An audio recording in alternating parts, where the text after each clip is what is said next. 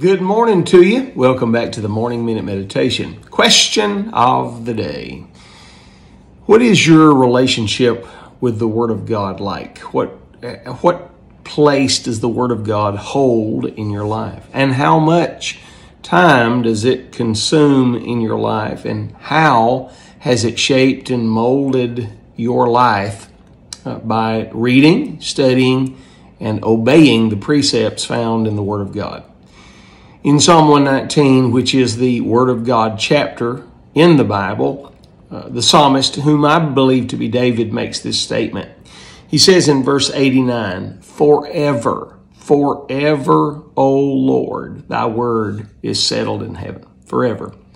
In other words, the psalmist David, who was a man after God's own heart, a very brilliant man, a man of great wealth and military prowess, a king among all kings of the earth, David said, the place that the Word of God holds in my life is this. I consider it to be forever, eternally settled in the heavens. And the heavens declare the glory of God because they were spoken by the Word of God. The Word of God is a glorious thing and ought to be considered so in our life. But how many people genuinely believe the Word of God?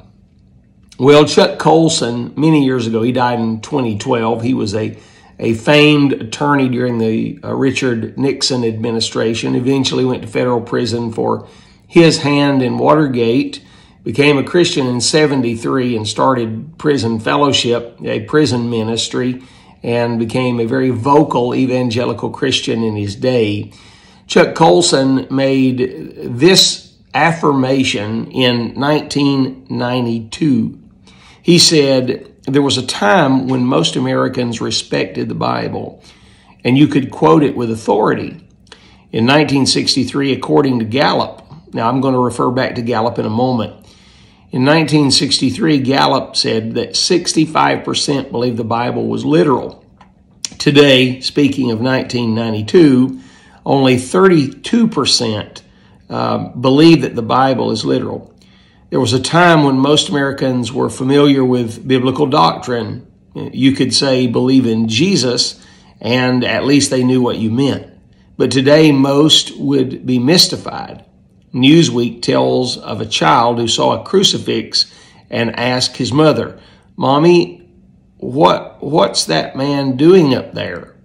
There was a time when most Americans accepted absolute standards of the Bible. They might disagree on what those absolutes were, but they knew that some things are really right and wrong. Today, 70% reject moral absolutes. That was in 1992, 30 years ago.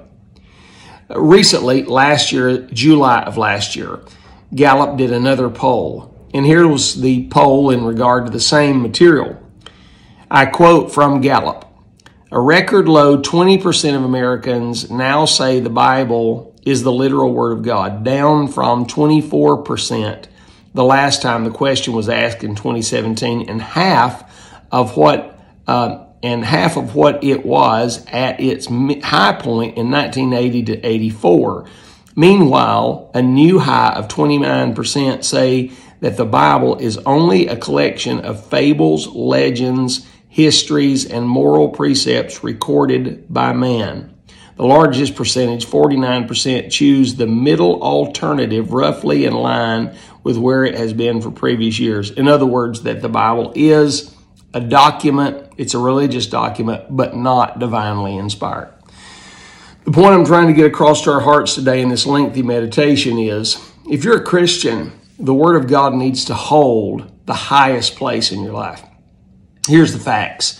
Today, with this lefterly directed group that we're watching today as they make fools of themselves, are just like Bill Clinton on the witness stand trying to redefine what the word is actually means. Hey, believe the Word of God as the unadulterated truth given to mankind from God, preserved and inspired, inerrant, without mistake. Believe it wholeheartedly and watch God bless your life for doing so.